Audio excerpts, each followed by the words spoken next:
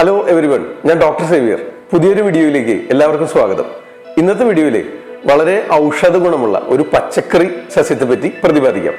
ഇതിന്റെ സംസ്കൃതം പേര് കാരവേലകം എന്നാണ്. ഇത് മറ്റൊന്നുമല്ല, പാവയ്ക്ക അഥവാ കയ്പയ്ക്ക എന്ന പേരിൽ നമ്മളെല്ലാം ധാരാളമായിട്ട് അടുക്കളകളിൽ ഉപയോഗിക്കുന്ന ഒരു ഔഷധ ഗുണമുള്ള പച്ചക്കറിയാണ് പാവയ്ക്ക.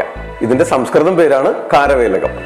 ഇതിന് തിക്ത കടു രസവും ലഘു രൂക്ഷ ഗുണവും ഉഷ്ണവീര്യവും കടു വിഭാഗവുമാണ്.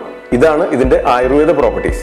ഇതുകൊണ്ടുള്ള 4 ഔഷധ ഗുണങ്ങളെ പറ്റി, ഔഷധ പ്രയോഗങ്ങളെ പറ്റി ഇവിടെ പ്രതിപാദിക്കാം. പാവയ്ക്ക ചെടിയുടെ വേര് അരച്ചത് മോരിൽ കലക്കി പതിവായി ദിവസേന രാവിലെയും വൈകിട്ടും സേവിച്ചാൽ അർശസിന്റെ ഉപദ്രവമുള്ളവർ, അതായത് പൈൽസ് രോഗമുള്ളവർക്ക് അതിന്റെ ബുദ്ധിമുട്ടുകൾ ശമിക്കുന്നതായിരിക്കും. അതുപോലെ പാവയ്ക്കയുടെ ഇലയുടെ സ്വരസം 15 മില്ലി വീതം രാവിലെയും വൈകിട്ടും ഭക്ഷണത്തിന് മുൻപായി സേവിച്ചാൽ മഞ്ഞപ്പിത്ത രോഗികൾക്ക് ആശ്വാസം ലഭിക്കുന്നതാണ്. ഇതുപോലെ പാവയ്ക്കയുടെ ഇലയുടെ സ്വരസം മഞ്ഞൾപ്പൊടി ചേർത്ത് സേവിച്ചാൽ പ്രമേഹത്തിന് ശമനം ലഭിക്കുന്നതാണ്. 15 മില്ലി പാവയ്ക്ക ഇലയുടെ സ്വരസത്തിൽ 2 നുള്ളു മഞ്ഞൾപ്പൊടി ചേർത്ത് ഇളക്കിയിട്ട് രാവിലെയും വൈകിട്ടും പതിവായിട്ട് സേവിക്കുന്നത് പ്രമേഹം ശമിക്കുന്നതിന് സഹായിക്കുന്നു.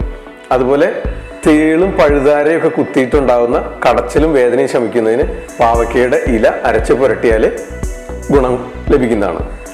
ഇതിൽ പാവയ്ക്കയിൽ ധാരാളം അയൺ കണ്ടന്റ് ഉണ്ട്. അതുകൊണ്ട് അനീമിയ, വിളർച്ച എന്നീ രോഗാവസ്ഥയിൽ പാവയ്ക്ക ധാരാളമായിട്ട് ഉപയോഗിക്കുന്നത് നല്ലതാണ്. ഇത്തരം ആയുർവേദ അറിവുകൾ ഇഷ്ടമായെങ്കിൽ ഈ ചാനൽ സബ്സ്ക്രൈബ് ചെയ്യുക. ഇത്തരം അറിവുകൾ മറ്റുള്ളവരിലേക്ക് പകരുന്നതിനായി വീഡിയോ ഷെയർ ചെയ്യുമല്ലോ. വീഡിയോ ഇഷ്ടപ്പെട്ടെങ്കിൽ ലൈക്ക് ചെയ്യാൻ മറക്കരുത്. നന്ദി, നമസ്കാരം. ഞാൻ ഡോക്ടർ സേവിയർ. അടുത്ത വീഡിയോയിൽ വീണ്ടും കാണാം. ആദ്യം ആയുർവേദം.